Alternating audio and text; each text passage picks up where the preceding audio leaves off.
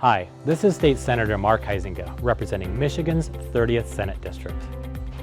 Today, I'm here at the Special Olympics Michigan Unified Sports and Inclusion Center, just south of Grand Rapids. This brand new facility houses outdoor sports and includes indoor activity space, which is now the world's largest inclusive sports and training facility. This facility was designed to promote inclusion and provide space for athletes of all abilities. It includes athletic activity rooms, locker rooms, fitness areas, and a podcasting room. Outside, athletes can enjoy an 8-lane track as well as a soccer and flag football field and accessible courts for bocce and pickleball. Join me as I tour this impressive new sports complex.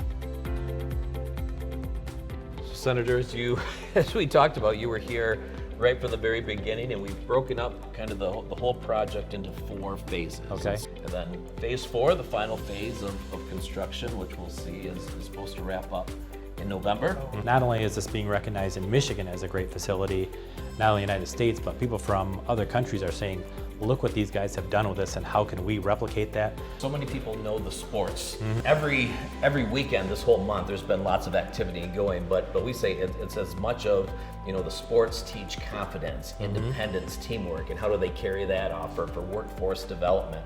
We're seeing a lot of work around that. November of 26, because of the facility and because of the welcoming of West Michigan, we're hosting the International Torch Run Conference. So approximately 1,300 to 1,400 law enforcement professionals from around the world who support Special Olympics will be coming to West Michigan for a week, and we're thrilled about that. That's incredible. Yeah.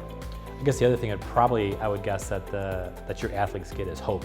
Yeah. Hope that and understanding that they can do more than they gave themselves credit for. Yeah. I just say thank you for the really great work you guys do. Oh, here. no, it's our incredible. honor. You're exactly right. So many times I hear from parents, where it's like, especially when my child was younger, we were told they weren't going to be able to do this. We weren't going to be able to do this. We'd never see this. And our organization, our goal is just to provide that platform to smash those barriers and say, yes, you can. And you're exactly right. Hope is the perfect perfect word, because we just see that from our athletes. Yeah. I remember last year being here for the ribbon cutting for this thing, so the final, and to just see it all really, really done now. It's just so inspirational, really. The last three weeks, this has been full. We had our West Michigan Regional Spring Games, 500 athletes, another 1,000, spectators, volunteers utilizing it.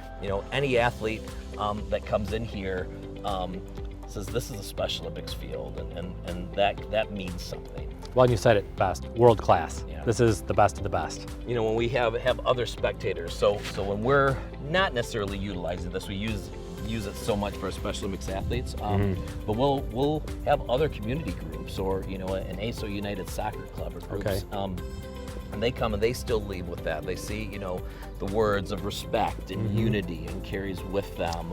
And universal traits that you'd hope to have anyways. Absolutely. Regardless of what kind of sport you're playing, of course. That's exactly it. Yeah. Yep, and then you've got exactly bocce courts. I mean, Yeah. where else do we have even courts like this in West Michigan that rival this? I don't even know. That's pretty incredible in itself. Yep. And again, most afternoons or evenings, you'll come out here and you'll see our athletes and coaches working and training. Pickleball, I know that's a really popular one. There's a lot more pickleball courts. Hard to find that, but a partnership with USA Pickleball. We've added that as a sport to our Special Olympics program. That's cool. So yeah, it's been great. Yeah, keeping up with the times. It's really unbelievable how, it's almost done. Yeah. But at the same time, it's just beginning, because this is the utilization, the movement of new athletes being part of this solution, bringing other people from other states and giving them the inspiration what they can have here and even internationally. Really cool. Yeah. Well, and again, it's so cool when people come and see it, because it's almost one of those places where you have to just kind of see it to believe, right? I can talk about it when we're at conferences or with other CEOs, and then when people come and they're like, oh my goodness, we have to do something here, we have to. Well, it's one of those great stories about not only West Michigan, but Michigan in general, because you pull athletes from across the state to say this is a special place to live, work, and play, and be part of a incredible location like this. Absolutely, right? That's one of the things where we really share of it was a true community project. Yeah, incredible. So when you talk about reuse of an old building, I think this is just a really awesome example. So this used to be an old home ec room. But we have nutrition classes, and we have health classes, and cooking and teaching, and so really made it, everything and you see is very intentional to be accessible.